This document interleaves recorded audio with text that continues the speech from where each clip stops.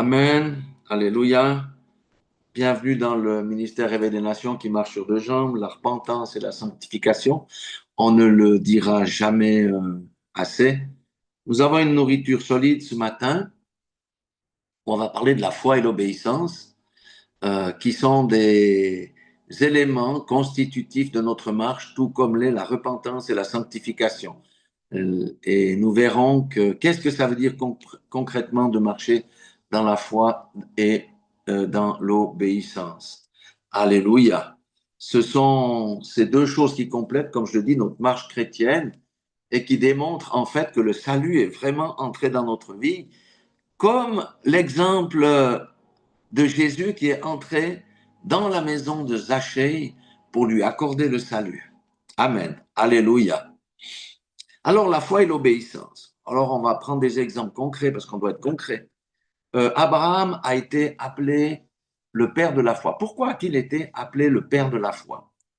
Eh bien, parce qu'il a cru à ce que Dieu lui avait dit. Il faut aller dans Genèse 17, les versets 1 et 5. Genèse 17, versets 1 et 5, où la parole de Dieu déclare ceci. Lorsqu'Abraham, vous remarquez qu'à l'époque, il n'était pas encore appelé Abraham, hein, lorsqu'Abraham fut âgé de 99 ans, il n'y a pas d'âge pour entrer en alliance avec le Seigneur. L'Éternel apparut à Abraham et lui dit, je suis le Dieu Tout-Puissant. Il s'est fait connaître. Hein. À l'époque, on va dire, la nation juive n'existait pas. Hein. Absolument pas. C'était un païen dans les nations païennes. Mais Dieu s'est révélé à lui et lui, il a accepté ce que Dieu lui a dit.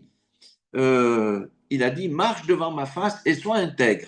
Voilà ce que Dieu a ordonné à Abraham. Et au verset 5, il lui fait une promesse absolument extraordinaire. On ne t'appellera plus Abraham, mais ton nom sera Abraham, car je te rends père d'une multitude de nations. Amen. Il avait 99 ans, il était marié avec Sarah et il n'avait pas d'enfant. Voilà l'annonciation que Dieu lui a faite. Et on dit, oui, Abraham, c'est le père de la foi. Mais on doit aller un peu plus loin, simplement que de savoir qu'il est le père de la foi. Il est bon de se rappeler aussi ce que Dieu lui avait demandé de faire dans Genèse 12, versets 1 à 2. Genèse 12, versets 1 à 2. Nous allons lire quelque chose de très intéressant. L'Éternel dit à Abraham, va de ton pays, de ta patrie, de la maison de ton père, dans le pays que je te montrerai. Je ferai de toi une grande nation et je bénirai et je rendrai ton nom grand et tu seras une source de bénédiction. Je bénirai ceux qui te béniront, je maudirai ceux qui te maudiront et toutes les familles de la terre seront bénies en toi. Donc, avant de recevoir la bénédiction, Dieu lui a demandé de faire quelque chose, c'était de quitter sa patrie, de quitter son pays où il avait ses attaches, il avait ses amis, il avait peut-être des biens dans son pays, et de la maison, de se détacher de la maison de son père et d'aller dans le pays que je lui montrerai. Dieu n'a pas dit, voyez, quitte ta patrie puis va en Allemagne. Il a dit dans le pays que je te montrerai. Donc, lui, il s'est exécuté en fait, sans savoir où il irait. Est-ce que Abraham a obéi? Bien sûr qu'il a obéi. Et s'il n'avait pas obéi, est-ce que cette promesse aurait-elle pu s'accomplir? Bien sûr que non. Vous savez, les promesses, ma femme le dit souvent, les promesses sont souvent assorties de conditions. Si on veut entrer dans les promesses de Dieu, il faut connaître quelles sont les conditions de la promesse. Et là, la condition de la promesse, c'était quoi? C'était l'obéissance et la foi et l'obéissance. Abraham a cru, mais croire, ça ne suffit pas. Il faut obéir à ce que Dieu dit. Amen. Beaucoup de gens croient, mais ne font pas ce que Dieu leur a dit de faire. Donc ça, c'est un grand principe spirituel que l'on trouve tout au long de Deutéronome 28. Le principe spirituel ici, il est simple. Il dit, si tu fais ceci, je ferai cela. Si tu fais ceci, je te donnerai cela. Donc le Seigneur a sorti ses promesses de conditions. Donc, et on doit connaître quelles sont les conditions que Dieu nous donne pour que nous puissions entrer dans la promesse. Les Hébreux, Dieu leur avait promis Canaan, le lieu où coule le lait et le miel. Mais la condition, c'était tu dois chasser les habitants de Canaan. Et ils ne sont pas entrés, ils n'ont pas bénéficié de la promesse toute cette génération parce qu'ils ont eu peur des Goliaths qui se sont. Quand ils ont vu les Goliaths, beaucoup de chrétiens n'entrent pas dans les promesses de Dieu parce qu'ils ont peur des Goliaths qui se lèvent contre eux. C'est pourquoi le Seigneur doit nous donner la force pour vaincre les Goliaths, parce que dès qu'on veut montrer le bout du nez, dans la foi et dans l'obéissance, il y a un Goliath qui va se lever dans notre vie. Alors, je vais vous donner un autre exemple pour bien comprendre le lien entre foi et obéissance, et ensuite nous irons dans le cœur du message. Il faut prendre aussi Genèse 6, 13 à 14 et 17 à 18. Il s'agit de Noé. Ce qu'on a vu avec Abraham, c'est que c'est un homme qui a marché par la foi. Hein? Il a eu la foi et il a marché dans l'obéissance. Il a marché par la foi en dépit de sa chair. Amen. Noé, c'est un autre style. Il a aussi eu la foi, mais Noé a eu la foi qui sauve. Ça, c'est important de comprendre. Alors, versets 13 à 14, Dieu dit à Noé, la fin de toute chair est arrêtée par devant moi. D'abord, pourquoi Dieu a dit ça? Parce que les pensées de l'homme étaient exclusivement tournées vers le mal, car ils ont rempli la terre de violence. Voici, je vais les détruire avec la terre. Verset 14, fais-toi une arche de bois de gopher, tu disposeras cette arche en cellules et tu l'enduiras de poids en dedans et en dehors. Il donne les dimensions, je ne vais pas lire tout ça, mais on sait que l'arche était quelque chose de énorme. Il a fallu 120 ans à Noé pour la construire. Versets 17 et 18, écoutez ça. Et moi, je vais faire venir le déluge d'eau sur la terre pour détruire toute chair ayant souffle de vie sous le soleil. Tout ce qui est sur la terre périra. Verset 18. Mais j'établis mon alliance avec toi. Tu entreras dans l'arche, toi et tes fils, ta femme et les femmes de tes fils avec toi. Amen. Il a eu la promesse du salut, mais pour autant que quoi? Qu'ils construisent l'arche. Donc Noé a cru à la parole de l'Éternel. Mais il fallait vraiment avoir la foi, parce que Noé vivait dans un pays où la pluie n'était jamais tombée. Et quand le Seigneur annonce un déluge, voyez, la chair va te dire, non mais attends, il n'a jamais plu dans ce pays, comment un déluge va venir nous détruire? Il n'a pas raisonné, il a cru à la parole de Dieu avec la foi d'un enfant, et ensuite il a agi selon les ordres de l'Éternel, et lui a été sauvé des eaux avec sa famille. Amen. Et là, dans ces deux cas, hein, Abraham et Noé, nous voyons la combinaison de la foi et de l'obéissance. Avec Abraham, c'était la foi dans sa marche, et avec Noé, c'était un exemple de la foi qui sauve. On pourrait très bien citer encore des exemples comme ceux de Daniel, les trois Hébreux, Shadrach, Meshach, Abednego, ou encore Gédéon, ou encore la foi de Jésus et l'obéissance de Jésus à son Père, et la foi des disciples aussi, et l'obéissance des disciples. Amen. Parce que les disciples ont cru qui était Jésus, et ils ont obéi, et ensuite ils ont mis en pratique la parole, déjà du temps de Jésus, mais après aussi, après que Jésus fut monté en gloire dans le ciel.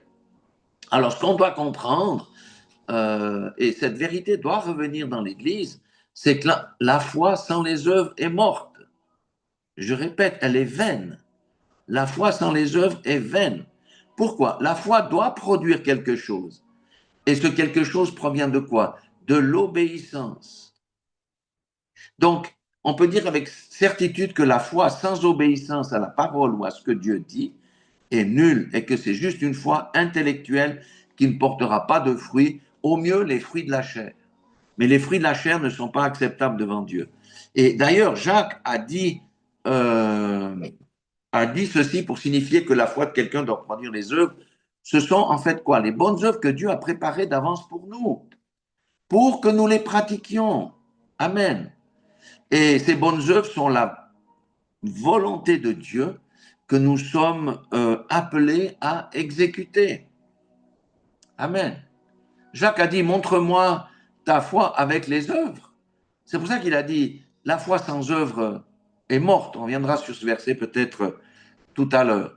Donc, on doit comprendre que si nous avons le salut parce que nous avons professé Christ, c'est la première étape, c'est juste la première étape de la marche chrétienne. Ensuite, il faut obéir à ce que la parole de Dieu dit ou lorsque Dieu nous parle personnellement par rapport à notre appel, par rapport à des choses. Le Saint-Esprit nous a été laissé pour qu'il nous guide. Le salut, c'est pour ça qu'il dit aussi quelque part, mettez en route votre salut avec crainte et tremblement. Le salut, c'est la porte d'entrée dans le royaume, mais il faut entretenir la chose. Alors, je vais parler de notre foi maintenant. Qu'en est-il de notre foi personnelle? C'est important de comprendre. Ce sont des choses simples que je vais répéter aujourd'hui, mais il est important pour chacun d'entre nous d'évaluer notre foi aujourd'hui, en ce moment même, en 2025. Est-ce qu'on est vraiment dans la foi dont la Bible parle, ou bien quelque chose manque-t-il à notre foi? Alors, je vais parler d'abord de la foi pour être sauvé, et ensuite de la marche par la foi. Éphésiens 2,8 dit clairement que c'est par la grâce que vous êtes sauvés. Oui, c'est une grâce, mais il ne faut pas oublier qu'il dit par le moyen de la foi. Et ça ne vient pas de vous, c'est le don de Dieu, parce qu'on ne mérite pas le salut. Mais la foi, c'est ce qui déclenche la grâce. Mais c'est la vraie foi, parce que je vais vous expliquer quelque chose. Il ne s'agit pas de la foi intellectuelle, de croire que Dieu existe, que Jésus est venu mourir à la croix pour payer le prix de nos péchés, ou une foi qui est stimulée par la musique, par une atmosphère ou une ambiance qui touche les émotions, mais c'est bien, bel et bien la foi qui vient du cœur. Il y a une grande différence entre la foi intellectuelle et celle qui vient du cœur. Celle qui vient du cœur, elle est sous la conviction du Saint-Esprit, du besoin pour un homme d'être sauvé, d'avoir un sauveur. C'est ça la foi qui sauve. C'est pas une formule magique. La foi qui sauve vient du Saint-Esprit, que lorsqu'il entend la parole, la personne entend la parole de Dieu, il est touché dans son cœur et le Saint-Esprit lui amène la conviction qu'il a besoin d'être sauvé et qu'il a besoin d'avoir un sauveur. C'est ça la foi qui sauve. Amen. Un exemple, un type de l'Ancien Testament, c'était Noé. Il a eu la foi qui sauvait. Il a cru à la parole et il a agi. Et on verra que la foi qui sauve va produire du fruit. La Bible dit une chose assez extraordinaire. Il dit que les démons croient en Dieu, mais est-ce qu'ils sont pour autant sauvés? Non, ils ne sont pas sauvés parce que leurs œuvres sont mauvaises. Donc, qu'est-ce que ça nous dit? Ça nous dit que la vraie foi, eh bien, provient de la conviction du Saint-Esprit qui nous amène à comprendre que nous avons besoin d'être sauvés. Notre situation est catastrophique. Nous avons besoin d'être sauvés et nous avons besoin d'être un sauveur. Et nul ne peut venir au Père sans passer par Jésus-Christ parce que c'est lui, le Sauveur et le Seigneur qui a été envoyé sur la terre pour que nous soyons sauvés. Sauvés de quoi? Pas pour aller au ciel. Sauvés de on va dire, de la colère de Dieu qui va s'abattre sur ce monde et après, lors du jugement dernier. Donc nous sommes sauvés de la colère de Dieu pour entrer dans ses voies, entrer dans le royaume de la paix, de la justice, de l'intégrité et de la loyauté. Amen. Donc la foi, c'est ce qui va déclencher la grâce. Quelqu'un ne peut pas recevoir de Dieu la grâce du salut si sa foi n'est pas authentique. C'est pas possible. Amen. Donc, le premier pas, c'est la foi personnelle. Le deuxième aspect de la foi, c'est la marche par la foi. Hébreux 10, 38 dit « Et mon juste vivra par la foi, mais s'il se retire, mon âme ne prend pas plaisir en lui. » Donc, nous sommes appelés à marcher par la foi. Donc, cette fois-ci, ça ne concerne en rien du tout notre salut, mais notre marche. Et ça, ce n'est pas une option de marcher par la foi, c'est une obligation. C'est l'exemple d'Abraham dont la foi a été testée une seconde fois lorsque Dieu lui a demandé, lorsque son fils avait 8 ans, je crois, ou 12 ans, je ne sais plus, de sacrifier son fils. il a obéi. Et quand Dieu a vu sa foi, lorsqu'il avait le couteau prêt à l'égorger, il a envoyé un bélier pour qu'il serve de sacrifice. Donc Abraham a été doublement testé. Vous savez, nous serons tous testés à plusieurs reprises durant notre marche, parce que la Bible dit aussi que dans les temps d'apostasie, l'amour du plus grand nombre se refroidira. Et l'amour du plus grand nombre, c'est plus de 50%, si c'est le plus grand nombre. Donc, nous serons testés. C'est pourquoi nous avons besoin d'entrer en profondeur dans notre relation avec Dieu. Mais cette fois-là, c'est une foi qui peut être assez difficile. Pourquoi? Parce que la chair s'élève contre la foi-là. Il faut tuer nos 5 sens pour accéder à cette foi-là. Ça veut dire qu'on doit dominer sur les 5 sens. Amen. Parce que les 5 sens vont te dire que non, c'est pas possible. Non, non, c'est absolument pas possible. Donc, or, Dieu est le Dieu des impossibilités. Donc, en fait, il s'agit d'adhérer à la parole et à ce que Dieu dit, d'être en accord. La marche par la foi, c'est être en accord, en fait, avec ce que Dieu dit et ce que la parole de Dieu déclare. On doit être en accord. Si je prends le cas peut-être de quelqu'un qui est malade, eh bien, le malade doit passer au-delà des symptômes, de ce qu'il voit, pour accéder à cette foi qui va guérir et être en accord avec la parole de Dieu, avec ce que Jésus dit. Parce que Jésus a dit qu'il est venu pour nous donner la vie en abondance. Il est venu pour nous donner la vie en abondance. Et la vie en abondance comprend bien entendu la guérison. Jean 10 dit quoi? Dit que le voleur ne vient que pour dérober, égorger et détruire. Moi, je suis venu afin que les brebis aient la vie et qu'elles soient dans l'abondance. Amen. L'abondance, c'est toutes sortes de choses, hein? Bien entendu, mais la guérison fait partie de l'abondance, la couverture de nos besoins quotidiens fait partie de l'abondance, et même Dieu, lorsque nous bénit, nous pouvons partager le surplus de notre abondance avec d'autres personnes. C'est ça aussi une grande bénédiction. Donc, dans le fond, ce que le Seigneur nous montre, c'est que pour toute chose, nous devons être en accord. Et c'est possible d'être en accord qu'avec deux personnes, soit Jésus ou le diable. Ne dites jamais, je n'y arriverai jamais. C'est pas possible que je surmonte cette difficulté. Ça, c'est être en accord avec qui? C'est être en accord avec le diable qui vient te souffler dans l'oreille. Non, tu vois, tu n'arriveras pas. Ce que tu fais face est absolument impossible. Si la personne se soumet à ça, elle est en accord avec le diable, elle n'est pas en accord avec Jésus, ni avec la parole, et effectivement, elle ne pourra pas sortir de cette situation. C'est valable. Si on est en accord avec la malédiction.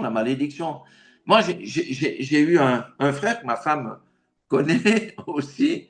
Lui, il parlait toujours mon diabète, mais il n'a jamais été guéri du diabète. Pourquoi? Parce qu'il fait un avec le diabète. Donc, nous, on doit faire un avec Jésus qui dit que quoi?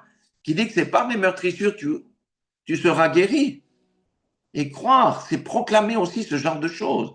Jusqu'à ce que la parole que nous proclamons devient une réalité. Et au moment où cette réalité arrive, il y a quelque chose qui se passe dans le domaine spirituel. Donc, dans la marche par la foi, c'est être en accord avec Jésus et non avec l'ennemi. Et combien de fois nous sommes plutôt en accord avec ce dernier lorsque nous doutons, lorsque nous avons peur? Parce que le diable utilise la peur pour nous faire douter, et si nous doutons, nous ne pouvons rien obtenir. La Bible est claire, celui qui doute est comme un morceau de bois qui est ballotté à droite à gauche par le blanc sur la mer, par le vent sur la mer. Donc la foi, l'ennemi de la foi, le premier ennemi, c'est l'incrédulité. Donc vous voyez, si on comprend le principe spirituel, qu'on doit être en accord avec Dieu plutôt qu'avec l'ennemi, en accord avec ce que la parole nous dit par rapport aux pensées que l'ennemi nous met dans la tête, eh bien nous pouvons déjà faire un bond en avant euh, dans la marche par la foi. Ça veut dire que si nous avons la foi qui sauve, c'est bien, mais la marche par la foi, c'est la suite. Et beaucoup marchent plutôt par les cinq sens et la chair avec ses cinq sens plutôt que par la foi. Or, on sait que Dieu a dit que cela ne saurait plaire à Dieu. On a vu tout à l'heure dans Hébreux 10, 36, et mon juste vivra par la foi, mais s'il se retire, ça veut dire quoi? S'il commence à marcher par la vue, mon âme ne prend pas plaisir en Dieu. Pourquoi? Parce que ça veut dire que la personne doute de la puissance de Dieu. Or, la puissance de Dieu, c'est quelque chose de véridique. C'est une puissance. D'ailleurs, nous a donné son autorité pour chasser les démons, faire toutes ces choses, guérir les malades. Mais nous doutons de ça parce que nous écoutons la voix du diable. Donc, vous comprenez, nous devons être être en acte. La prière marche quand on est deux ou trois personnes en accord. D'accord? Quand nous sommes en accord, qu'il n'y a pas de doute, la prière marche. Maintenant, à titre personnel, quand je marche par la foi, je dois être en accord avec ce que la parole de Dieu dit, ou ce qu'il me révèle dans les songes, ou ce qu'il peut dire au travers d'un pasteur, d'un frère ou d'une sœur à mon sujet. C'est ça la marche par la foi. La marche par la foi n'est pas une option, c'est une obligation parce que nous serons testés. Ceux qui ne marchent pas par la foi marchent par la vue. Et la foi de ces gens-là, lorsque la tribulation vient, va vaciller et ils vont quitter la foi tout simplement et retourner dans le monde. Donc, nous savons que nous pouvons tuer les actions de la chair par l'esprit que nous avons reçu. C'est une certitude, mais on doit entrer dans ces choses-là. Après, le Seigneur va nous expliquer comment on doit faire ça.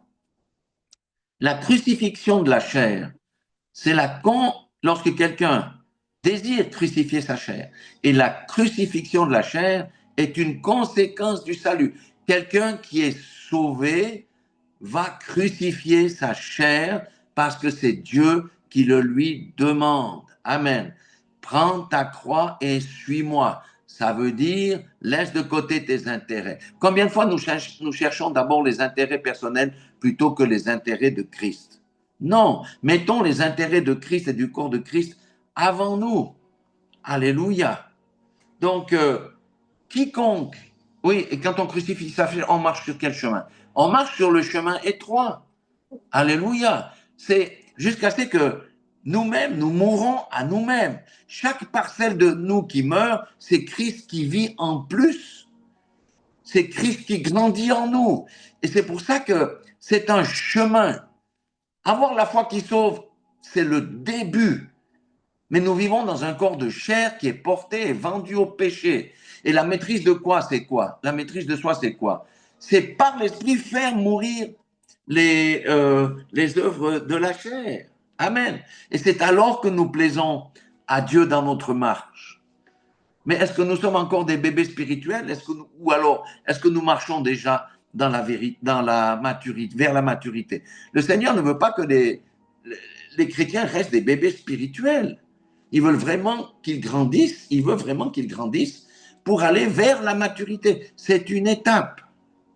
Alléluia. Donc, le but de cette exhortation, c'est de développer notre foi et de nous faire sortir de notre zone de confort dans lequel, des fois, le diable nous enferme. Voyez, quelle est la prière des prières qu'on néglige? C'est le Notre Père. Notre Père qui es aux cieux, que ton règne vienne et que ta volonté soit faite sur la terre comme au ciel. Comment le règne de Dieu peut venir sur la terre? C'est lorsque nous pratiquons sa volonté, lorsque nous entrons par la foi dans les œuvres qu'il a préparées pour nous de pratiquer. Amen. Il faut que les gens voient le règne de Christ, le règne de Dieu dans nos propres vies. Autrement, notre témoignage ne vaut rien du tout. C'est pour ça que Dieu dit, oui, n'avons-nous pas guéri les malades, fait des miracles? Il dit, retirez-vous de moi, ouvriers qui pratiquaient l'iniquité. Pourquoi il dit ça?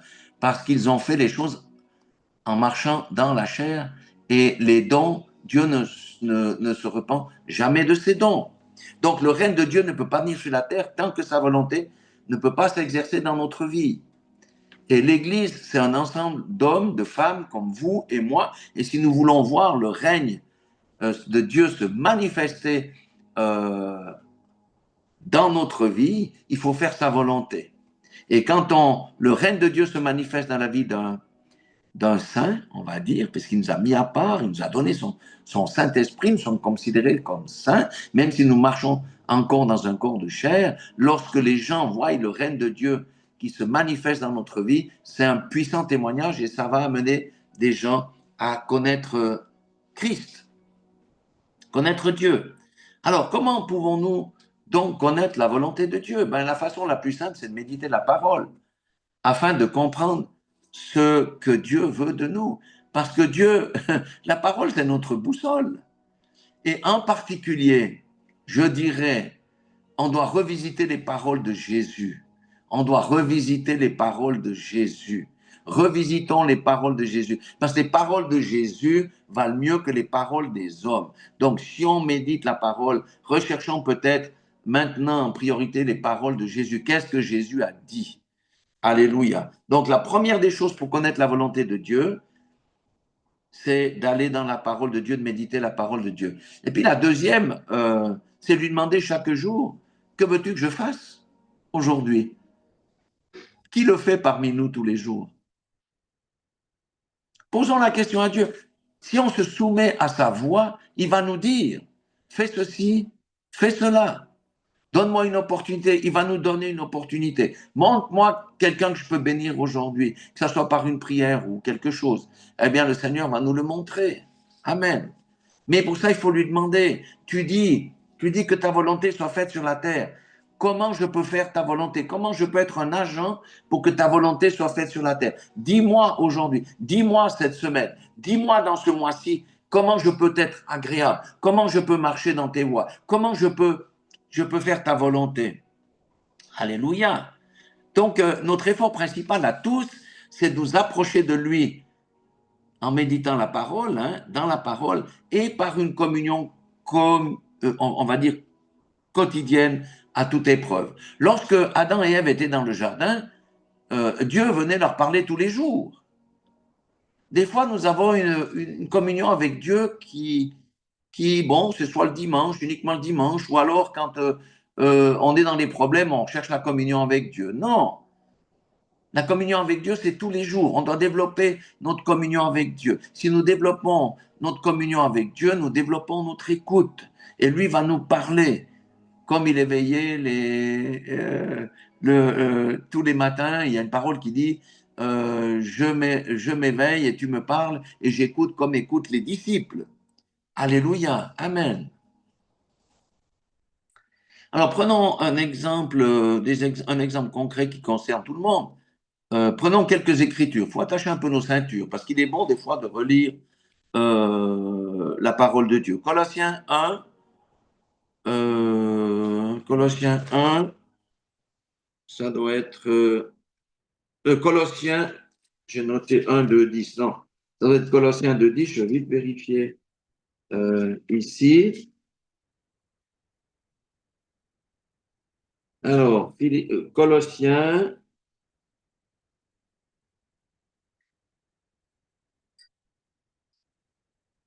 voilà, 2, 10. Colossiens 2, 10. La parole de Dieu, vous avez tout, dit ceci, vous avez tout pleinement en lui. Tout pleinement en lui. Qu'est-ce que ça veut dire tout? Tout, tout. La sécurité financière, la couverture de nos besoins, la réponse à nos prières, la guérison. Vous avez tout pleinement en lui, qui est le chef de toute domination et de toute autorité. Ça veut dire quoi? Que les dominations ne peuvent pas dominer sur nous. Les autorités ne peuvent pas dominer sur nous. Là, il parle des autorités célestes, des dominations qui sont dans les cieux. Vous avez tout pleinement en lui. Est-ce qu'on croit à cette parole? Est-ce que celui qui m'écoute là, est-ce qu'il croit à cette parole? Est-ce que je crois à cette parole? Il n'y a que deux possibilités. Soit j'y crois, soit je n'y crois pas. Ou alors je crois intellectuellement que c'est vrai, mais je crois aussi que je ne peux pas la mettre en pratique car je vis dans un corps de chair. Ça, c'est des pensées de l'ennemi. Nous devons croire ce que la parole de Dieu dit. C'est la foi. Si la parole de Dieu dit que j'ai tout pleinement en lui, j'ai tout pleinement en lui. Le doute doit disparaître. Je dois manger cette parole. Je dois proclamer cette parole jusqu'à ce que c'est imprimé dans mon esprit, c'est imprimé dans mon cœur. Oui, j'ai tout pleinement en lui. Il ne me manque rien. J'ai tout pleinement en toi. Je ne manque de rien. Le deuxième verset, c'est Matthieu 28, 18. Où il est dit, Jésus s'étant approché, un des disciples, leur parlant ainsi, tout pouvoir m'a été donné sur le ciel et la terre. Est-ce que Jésus a pensé une seule seconde dans toute sa vie qu'il y a quelque chose qui lui est impossible? Ah non, je ne peux pas marcher sur les eaux. Est-ce qu'il a pensé ça? Jamais. Ah, est-ce que je peux ressusciter Lazare? Est-ce qu'il a eu un doute? Il n'a jamais eu de doute. Pourquoi? Parce qu'il a cru qu'il a tout pouvoir lui a été donné dans le ciel et sur la terre. Amen. Matthieu 10, 1. Puis ayant appelé les 12 disciples, il leur donna quoi? Le pouvoir de chasser les esprits impurs, de guérir toute maladie et toute infirmité. Il a donné ce pouvoir-là aux disciples avant de les envoyer sur le terrain. Lorsqu'ils étaient sur le terrain, quand ils ont vu peut-être un paralytique, est-ce qu'ils ont eu un doute en disant non, le paralytique, on ne peut pas? Non, parce qu'ils ont vu faire le maître. Le maître avait toute autorité et l'autorité a été déléguée aux disciples. Alléluia. Et cette autorité en Christ, parce que moi, je n'ai pas de pouvoir, elle nous a été déléguée. On doit comprendre ça. De quoi avons-nous peur? On doit s'approprier ces vérités bibliques. Luc 10, 19, encore dans la même veine, il dit, si Jésus a... Il dit, voilà, je vous ai donné le pouvoir de marcher sur les serpents et les scorpions, et sur toute la puissance de l'ennemi, rien ne pourra vous nuire. Amen. Des fois, on a des résultats, puis des fois, on a peur, on n'a pas de résultats, parce qu'on pense que l'ennemi peut venir nous nuire. Il a bien dit, voici, je vous ai donné. Vous pouvez dire, moi je vais dire, hein, Jésus m'a donné le pouvoir de marcher sur les serpents et les scorpions et sur toute la puissance de l'ennemi. Et rien ne pourra me nuire. Et quand je vais proclamer ça jusqu'à ce que ça descende de mon esprit dans mon cœur. Et je n'ai plus peur d'aller prier pour les malades, imposer les mains aux malades. Donc, ce sont des vérités. C'est l'autorité du croyant. Amen. Et je vais vous montrer encore quelque chose. Le Seigneur va nous montrer encore quelque chose pour donner, pour monter notre foi par rapport à ce qu'on vient de lire ici. Rien ne pourra nous nuire. L'ennemi, bien sûr, qui va venir s'agiter autour de nous. Mais rien ne pourra me nuire. Pourquoi? Parce que j'ai le bouclier de la foi qui va éteindre tous les traits enflammés du malin et je peux le chasser avec l'épée de la parole de Dieu, l'épée de l'esprit qui est la parole de Dieu. Donc Jésus a transmis son autorité aux disciples. Ils ont été et ils ont guéri les malades et ils sont revenus, ils étaient tout contents. Même Judas a fait ça. Même Judas a guéri les malades. Alors, si eux ont réussi à le faire parce qu'il leur a transmis l'autorité, nous avons l'autorité aussi. Écoutez bien maintenant une parole clé ici. Cette prédication, cette exhortation, c'est Jean 14, 23. Jean 14, 23. Quelqu'un avait posé une question. Jésus lui répondit, si quelqu'un m'aime, il gardera ma parole. Alors, première des choses, si on aime Dieu, on garde sa parole. Amen. On obéit à sa parole. On ne marche pas dans la désobéissance ou dans la négligence. Si quelqu'un m'aime, il gardera ma parole et mon Père l'aimera. Et mon Père l'aimera. Qu'est-ce qu'il dit après? Nous viendrons à lui et nous ferons notre demeure chez lui. Nous avons le Père et le Fils à l'intérieur de nous. Amen. Est-ce qu'on réalise ça? De quoi est-ce qu'on a peur? Celui qui garde, il a bien dit, hein, si quelqu'un m'aime, garde ma parole. Ceux qui professent Jésus, mais qui ne gardent pas la parole de Jésus, en fait, ne l'aiment pas. C'est ce qu'il dit ici. Mais si quelqu'un m'aime, il gardera ma parole et mon Père l'aimera. C'est la condition, c'est garder la parole. Et la bénédiction, c'est nous viendrons à lui et nous ferons notre demeure chez lui. Comme c'était le Père qui agissait en Jésus, combien de fois Jésus a dit, c'est le Père qui agit en moi. Pourquoi? Parce que le Père était en lui. C'est maintenant Jésus qui a agi en nous et réalise la guérison, le miracle. C'est pas moi, Richard, c'est celui qui est en moi que je libère par la foi pour qu'il agisse, qui va accomplir la guérison, le miracle ou chasser le démon. Beaucoup n'osent pas chasser les démons parce qu'ils ont peur, parce qu'ils ne sont pas conscients que Jésus et le Père habitent en nous. Et ce n'est pas nous, c'est pas moi qui fais la chose, mais je libère celui qui est en moi pour qu'il accomplisse la parole de foi que je vais prononcer. Vous savez que Jésus était le tabernacle, le tabernacle où le Père résidait. Et aujourd'hui, nous sommes non seulement le tabernacle de Jésus, mais aussi celui du Père, selon ce qu'on a vu.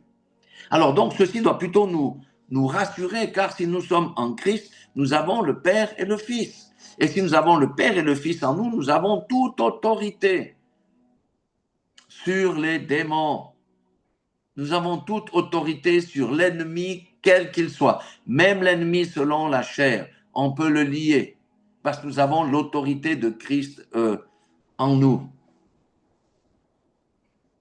Et nous avons l'autorité pour faire la volonté de Dieu et manifester le règne de Dieu sur la terre. Parce qu'on doit pouvoir avoir un témoignage de notre foi, de ce que nous marchons selon la parole. Un témoignage que Dieu vit en nous et pas dans les païens, etc. Donc, on doit comprendre ces choses-là. Donc, le Seigneur veut que nous passions à une autre dimension de la foi et de la marche par la foi. C'est pour ça que des fois, nous sommes testés pour voir si on tient la route ou pas, parce que les temps sont mauvais et on est dans des temps mauvais où celui qui a une foi superficielle, comme dit la parabole du semeur, la foi superficielle n'a pas de racine. Il y a une tribulation qui arrive, elle sèche, c'est fini. La personne part de l'église. Pourquoi? Parce qu'elle ne médite pas, elle n'a pas une communion, elle écoute juste les prédications des hommes. Donc nous devons entrer en profondeur dans la foi. Nous vivons dans des temps où ce n'est pas une option. C'est pourquoi nous cheminons sur le chemin étroit ici. C'est pourquoi nous avons renoncé à toutes ces choses du monde, à ces convoitises, pour chercher quelle est la volonté de Dieu, de méditer dans sa parole, pour mieux le connaître, pour qu'il se révèle à nous. Parce que quand on demande à Dieu, parle-moi, il va nous parler. Si quelqu'un demande, montre-moi si j'ai de l'orgueil, il va susciter comment dire ça, une occasion où l'orgueil qui est en nous va s'exprimer et il va te dire, tu vois, tu as un orgueil caché. Donc, quand on demande à Dieu quelle est ta volonté, expose-moi, nettoie-moi, montre-moi. Hein? Quand on va dans le miroir, quand on voit dans le miroir, le miroir nous renvoie si on a des boutons, si on a des saletés, si on est mal rasé, si on a quelque chose qui n'est pas conforme. Les gens se regardent, disent, ah ouais, je devrais me raser. Mais s'ils ne se rasent pas, s'ils ne savent pas, Paul dit, non, mais c'est Jacques qui dit, mais lorsque le Seigneur te montre qui tu es, tu ne peux pas rester la même chose. Prends la chose à cœur pour que tu sois délivré. Nettoie-toi. Entre en profondeur dans la relation avec Dieu. Amen. Alors, qu'est-ce qui nous bloque? Qu'est-ce qui nous empêche de faire sa volonté? Dans la méditation, il y a 7 choses qui sont toutes. La première, c'est la chair. Notre chair combat l'esprit. Ça, c'est clair, net et précis, parce que l'esprit a des désirs qui sont contraires à ceux de la chair. Qu'est-ce qui nous empêche, premièrement, de faire la volonté de Dieu? C'est notre propre chair. Quelqu'un a dit, mon plus grand ennemi, c'est moi-même. C'est la vérité. Et la Bible dit que nous devons faire mourir les œuvres de la chair par l'esprit. Bon, ça c'est bien, mais comment je fais ça? Tout commence, écoutez bien, tout commence, ça j'ai expérimenté aussi sur divers aspects de ma vie, tout commence par la volonté, une prise de décision, de renoncer à X ou de renoncer à Y. Première des choses, il y a une décision qui doit être prise. C'est la volonté personnelle qui doit s'exprimer. Alléluia. Et ça fait partie de la maîtrise de soi, de la responsabilité personnelle. Et ça nous évite aussi le piège d'accuser le diable à tort. Parce que beaucoup disent, oui, c'est le diable qui m'a fait faire ça. Donc, je disais que Nous devons endosser notre responsabilité. On ne peut pas toujours dire c'est le diable, c'est le diable.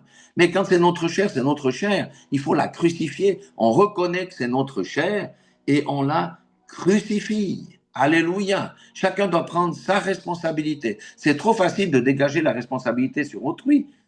Adam, qu'est-ce qu'il a fait? Il a dégagé sa responsabilité sur Ève et Ève a dégagé sa responsabilité sur le serpent. Donc, quand c'est notre chair, il faut reconnaître que c'est notre chair. Il ne faut pas accuser le diable. Le diable n'est pas responsable de tout. Donc, notre chair, comme j'ai dit, c'est le premier empêchement de faire la volonté de Dieu. Le deuxième, c'est l'esprit de Jézabel. Il faut bien écouter ça. Aujourd'hui, c'est un esprit qui est à l'œuvre dans l'Église. C'est un esprit puissant. Il s'agit d'un esprit qui produit une fausse religion. N'oublions pas que Jézabel avait ses propres prophètes, ses propres lieux de culte, ses propres rites. Et là où est l'esprit de Jézabel, il n'y a pas l'esprit de Dieu. C'est l'esprit charnel. C'est une fausse adoration, même si on cite des versets bibliques et toutes ces choses-là. C'est un autre esprit que l'esprit de Dieu, même si ça brille de mille feux. C'est pour ça que on doit faire attention aujourd'hui où nous mettons les pieds, parce que les pièges sont extrêmement nombreux. C'est aussi un esprit qui pousse à la compromission et à la débauche. La Bible le dit. Et aujourd'hui, c'est un esprit qui dit aux chrétiens, par exemple, Jésus a tout accompli, tu as déjà le salut. Dieu connaît tes faiblesses. Il n'y a rien que tu puisses ajouter à ton salut. Tes péchés même passés, présents et futurs te sont déjà pardonnés. Tu n'as pas de souci à te faire. Mais ça, ce n'est pas la marche par la foi, c'est la marche par la chair. C'est une licence à pécher. Voilà ce que fait l'esprit de Jézabel et beaucoup de gens mordent l'hameçon de Jézabel. Pourquoi? Parce qu'ils ne lisent pas ce que la parole de Dieu dit. Ils ne savent pas qu'il faut marcher par la foi. Ils ne comprennent rien à ces choses. Pourquoi? Parce qu'ils n'ont pas de relation personnelle avec Dieu. Parce que si quelqu'un a une relation personnelle avec Dieu et qui marche dans la fornication, le Saint-Esprit, si tu as une communion avec Dieu, va vraiment te convaincre de péché. Tu vas sortir de ce mauvais chemin par la repentance. La grâce de Dieu était sur David. Pourquoi? David a fait plus que beaucoup de chrétiens ont fait. Hein. Il a commis l'adultère, ça c'est une chose commune, mais il a tué quelqu'un. Mais la grâce de Dieu s'est appliquée dans sa vie parce qu'il s'est repenti. Et un chrétien qui ne se repent pas équivaut à un chrétien qui ne se lave jamais et qui suit la voie de Jézabel, qui est la voie du péché qui mène à la perdition. Oui, Dieu connaît nos faiblesses, mais il demande quoi? De les vaincre par l'esprit. Amen. Donc, la Bible nous enseigne sans ambiguïté que nos péchés sont pardonnés pour autant que nous les confessions et que nous les abandonnions par une repentance sincère. Des fois, ça prend du temps hein, pour, disons, les abandonner. Mais si on persiste, ils finissent par partir. Et regardez un verset extraordinaire qui est Hébreux 5:9. C'est un verset qui m'a marqué profondément et qui produit un fruit. Et il dit, en parlant de Jésus, et Jésus qui, après avoir été élevé à la perfection, est devenu pour tous ceux qui lui obéissent l'auteur d'un salut éternel. Pour qui? Pour tous ceux qui lui obéissent. Ceux qui n'obéissent pas à sa parole, ceux qui n'obéissent pas à la voix de Dieu, même s'ils ont professé 32 fois que Jésus est Seigneur, n'auront pas le salut. C'est pour ça que la Bible dit qu'on doit persévérer jusqu'à la fin et qu'on doit rester dans l'obéissance. Je répète, qui après avoir été élevé à la perfection est devenu pour tous ceux qui lui obéissent l'auteur d'un salut éternel. Amen. Gloire à Dieu. Ça doit être imprimé dans notre esprit et imprimé dans notre cœur parce que c'est une garantie de résistance au péché et c'est une garantie pour obéir à Dieu et non pas suivre nos propres voies qui mènent à la perdition. Donc l'esprit de Jézabel séduit beaucoup de chrétiens, les poussant à marcher par la chair et non selon l'esprit. Et ça, c'est beaucoup plus confortable pour la personne, car il n'a pas besoin de crucifier sa chair. C'est subtil et ça peut être un empêchement vraiment concret pour faire la volonté de Dieu. La deuxième chose que le Seigneur dit dans sa parole, c'est les faux raisonnements ou l'esprit du mensonge. Par exemple, j'ai pas besoin d'évangéliser, il y a des évangélistes pour ça dans l'assemblée. Moi, ça ne me concerne pas. Moi, si tu vas à l'église, c'est bien. Si tu pries un peu, c'est bien aussi. Mais tu n'as pas besoin d'évangéliser. Évangéliser, c'est pas juste aller prononcer les paroles de Dieu devant les gens. C'est témoigner de la vie de Christ aux gens, ce que Dieu a fait pour nous. Ça fait partie de l'évangélisation. Ou bien, l'esprit, les faux raisonnements, ça s'appelle les forteresses, qui nous disent, mais tu n'as pas besoin de prier pour les malades et de les guérir. Il y a les pasteurs pour cela. Il y a ceux qui ont le don de guérison. Toi, tu n'es qu'une brebis. Tu n'as pas besoin de faire ça. Ou bien guérir les malades et chasser les démons. Eh bien, si ça ne marche pas, tu vas faire quoi? Hein? Tu ne vas pas glorifier Dieu. Non, évite d'aller dans les choses que tu ne maîtrises pas. Il y a ceux qui maîtrisent. Toi, tu n'as pas besoin de faire ça. Or, c'est exactement le contraire. Ces raisonnements sont contraires à la parole de Dieu. Et la racine principale de ces faux raisonnements, c'est l'incrédulité. Ne pas croire ce que la parole de Dieu dit et requiert de l'homme. C'est le manque de foi pour quitter notre zone de confort. Le diable n'a pas peur des chrétiens qui vont à l'église, il est content que les chrétiens aillent à l'église.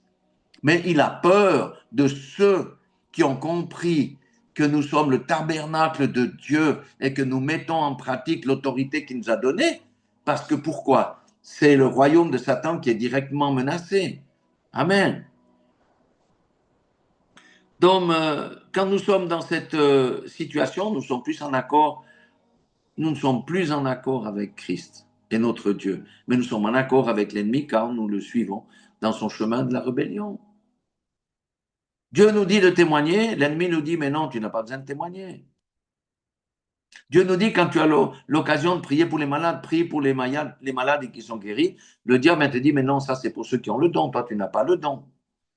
Voyez, c'est le même ennemi qui te ment disant que ta maladie est incurable ou que tes circonstances ne peuvent pas être changées. Si tu es en accord avec le mensonge, alors ça sera le cas. Ta guérison te fuira et les circonstances ne seront jamais changées. Combien de fois nous avons eu des circonstances défavorables avec ma femme, rien que pour notre mariage. Nous avions l'ambassade qui était contre, la commune qui était contre, on a eu des faux rapports à notre sujet, il y avait les lettres d'expulsion. Si on était en accord avec ça, on ne serait jamais mariés, mais nous avons persévéré et le Seigneur a trouvé un chemin de sortie là où c'était impossible. Il a confondu l'ennemi. C'est ça la foi. La foi doit se mettre en pratique. C'est pour ça qu'on a des épreuves, qu'on a des choses difficiles. Troisième point, je dirais, c'est l'incrédulité. L'incrédulité vient par la croyance intellectuelle. Car dès que quelque chose ne fonctionne pas, le raisonnement détruit la semence de la parole. Certaines personnes ont la foi tant que Dieu répond à leur truc, il faut que les situations changent. Mais si ça tarde, ils abandonnent la foi parce que le raisonnement vient. Le raisonnement vient et détruit la semence de la parole qui a été plantée. Dans la parabole du semeur, dit que le diable vient pour enlever la semence qui a été, les oiseaux, c'est le diable, hein, vient pour enlever la semence qui a été distribuée. Rappelez-vous que la première chose que Jésus a dit à ses disciples, parce qu'ils avaient un cas où ils n'ont pas pu régler, c'était la question de l'épileptique. La première des choses que Jésus leur a dit, c'est à cause de votre incrédulité. C'est à cause de votre incrédulité. C'est à cause de votre incrédulité. Pourquoi? Parce que le démon a résisté. Et c'est seulement après qu'il a dit, ce genre de démon ne sort que par le jeûne et la prière. Dans certaines versions, ça, c'est pas mentionné. Mais pour dire, première des choses qu'il a dit, c'est à cause de votre incrédulité.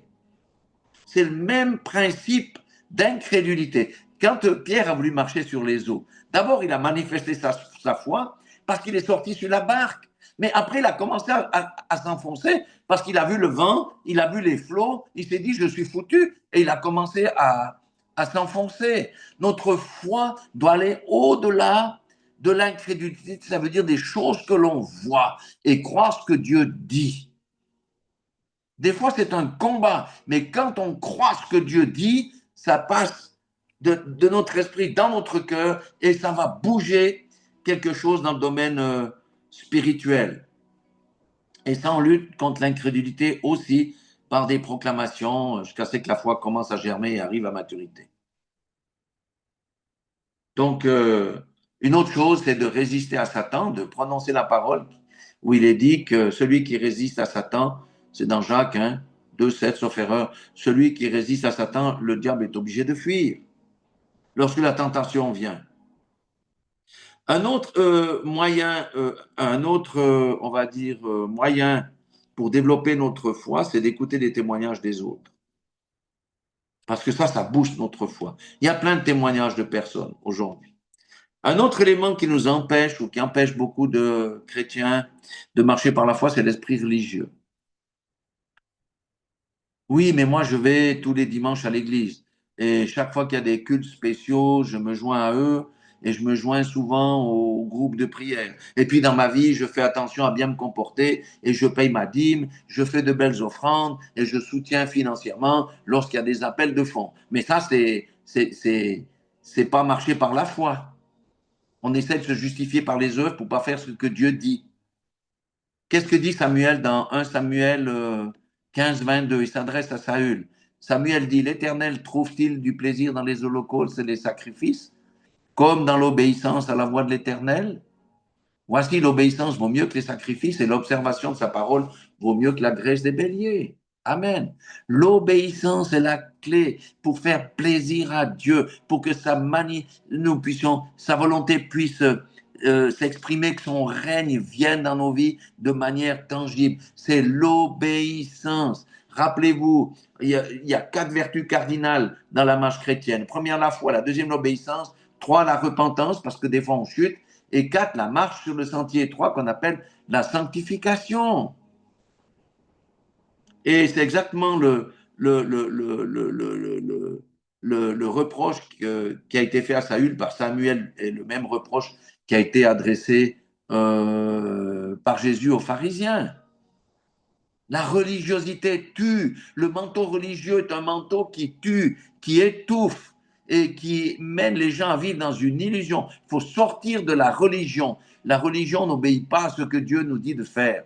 Elle se justifie par des rites et par des choses comme ça.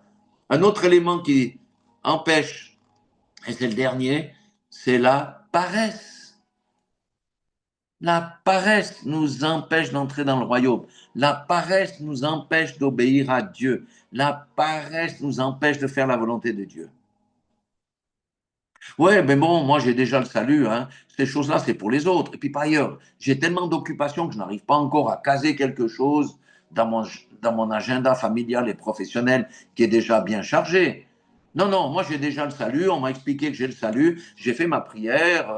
Pour le reste, j'ai pas trop le temps.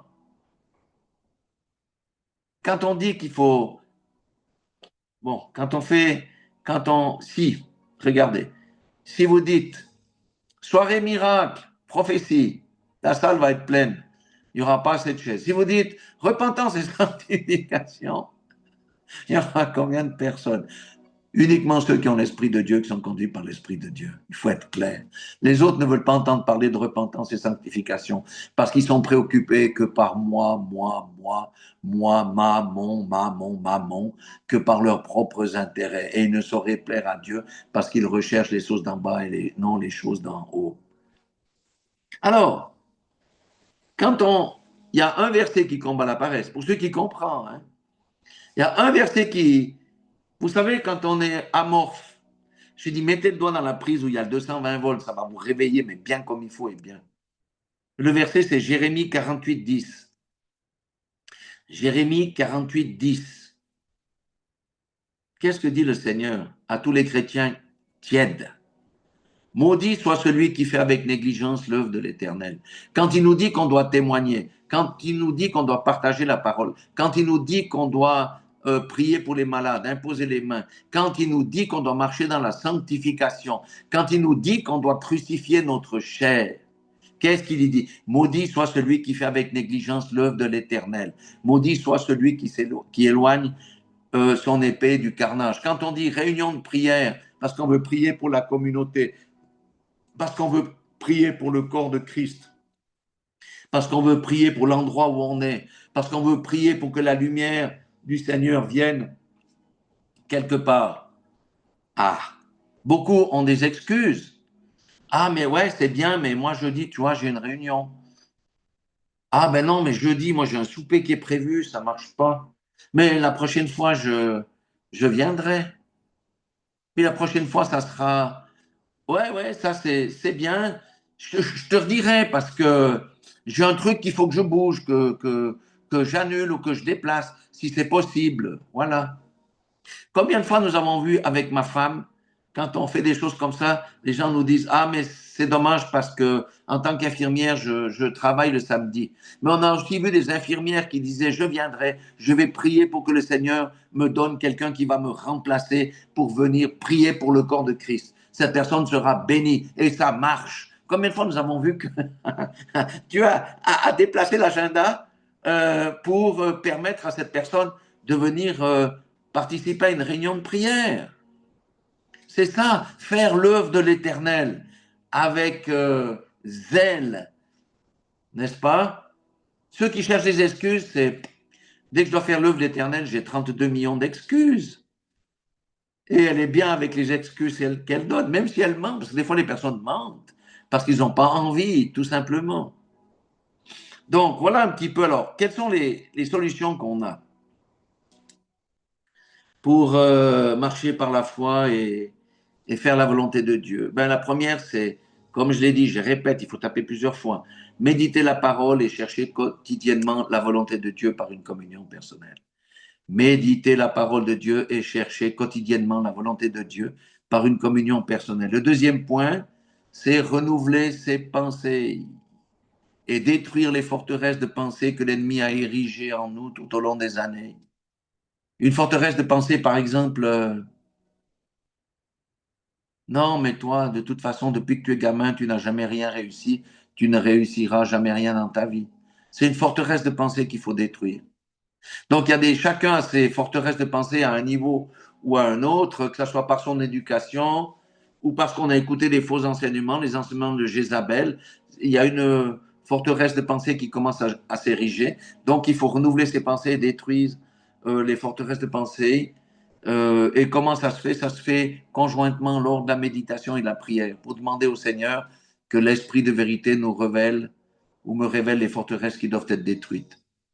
Parce que nous ne sommes plus conscients que nous avons des forteresses. Donc, dans la prière, Seigneur, montre-moi les forteresses qui doivent être détruites. Seigneur, montre-moi les forteresses de pensée. Peut-être une semaine, je reste sujet tous les jours. Seigneur, montre-moi les forteresses. Tu dis que je dois renouveler mes pensées. La parole dit que je dois renouveler mes pensées. Mais Seigneur, notre Dieu, Père éternel, comment faire ça? Relève-moi les forteresses. Relève-moi, révèle-moi les forteresses. Et il s'agit d'une démarche personnelle, parce que l'homme va vous induire en erreur. Vaut mieux chercher la volonté de Dieu et ce qu'il dit plutôt que d'écouter les hommes. D'ailleurs, on devrait faire comme les chrétiens de Béret. Quand on écoute des sermons, c'est d'aller vérifier si ce que la personne a dit est vrai. Si ce n'est pas vrai, il faut laisser de côté. Il faut garder que ce qui est bon. C'est pourquoi celui qui ne connaît pas la parole ne peut pas faire un avec la parole. Et si quelqu'un n'est pas un avec la parole, il ne fait pas un avec Christ et avec Dieu. C'est pas possible. C'est pourquoi aujourd'hui, et c'est pas la parole du téléphone, parce qu'il n'y a pas de saint téléphone. C'est la parole qui est dans le saint livre. Amen.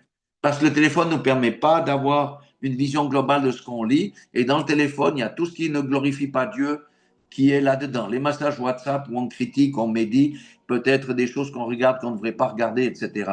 Donc, si on veut méditer, c'est avec la parole de Dieu, c'est le Saint Livre. Et on écoute Dieu. Donc, on doit renouveler nos pensées et il faut demander à Dieu qu'il nous révèle la chose. La troisième chose qu'on néglige, en tout cas que moi j'ai négligé pendant des années, parce qu'au début je disais oui, mais bon, j'ai tellement répété cette prière dans l'Église catholique que finalement elle est devenue une aversion à mes narines.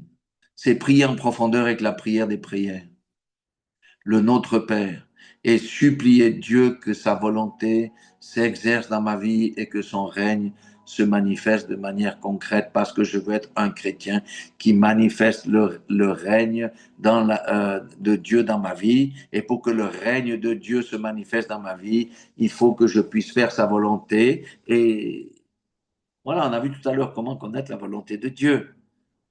Et puis le quatrième point, et avant toute chose, vouloir et prendre une décision car Dieu regarde à notre cœur. On doit vouloir des changements. On doit vouloir entrer dans la volonté de Dieu. On doit vouloir que le règne de Dieu se manifeste dans notre vie. Et ça commence par la volonté, le vouloir. Je veux. La Bible dit que ce sont les violents qui s'emparent du royaume de Dieu. Amen. Cette violence, je veux, j'arrive pas aujourd'hui, mais je veux, je viens te déranger tous les jours, Seigneur, comme la veuve est allée déranger le juge inique. Dérangeons Dieu jusqu'à ce qu'il se manifeste. Je veux, c'est prendre une décision. Et ensuite, le Seigneur va nous aider par le Saint-Esprit à ce que cette décision se manifeste concrètement dans notre vie. Vous voyez, le salut n'est pas quelque chose de passif. La marche par la foi, c'est quelque chose qui est obligatoire. C'est pas juste croire au début, comme on a vu, le Éphésiens 2:8, puis dire j'ai le salut, puis je dors. Non, ceux qui dorment, elle est tiède. Ils seront vomis. Vomis, vomis, ça veut dire quoi? Ça veut dire qu'ils sont dans le camp de Christ aujourd'hui, dans son estomac. Mais leur comportement, leurs attitudes va faire à un moment donné, au moment où la patience s'arrête, que le Seigneur va les vomir de sa bouche. Donc prenons au sérieux ce que Dieu nous donne. C'est plutôt un encouragement. Il faut sortir de la torpeur. Le Seigneur veut que nous entrions dans une nouvelle dimension. Amen. La foi, la marche par la foi, l'obéissance à la parole de Dieu, la repentance, la sanctification, c'est les 4 piliers de notre marche chrétienne. Il n'y a pas de salut sans foi. Il n'y a pas de salut sans obéissance à la parole de Dieu. Il n'y a pas de salut sans repentance et il n'y a pas de salut sans sanctification. Vous pouvez tourner ça tout comme vous voulez. C'est une réalité biblique qu'on doit s'approprier parce qu'il y a beaucoup de messages qui prêchent contre ces choses-là. C'est uniquement la foi, la foi, la foi, la foi. Une fois pour toutes, tu es sauvé, tu n'as rien à faire. Dieu a tout accompli, qu'est-ce que tu veux faire? Soyons sérieux, écoutons l'Esprit, ce que l'Esprit dit à l'Église aujourd'hui. Et l'Église, c'est pas les bâtiments, c'est des gens de chair comme vous et moi. Voilà ce que je voulais partager avec vous aujourd'hui.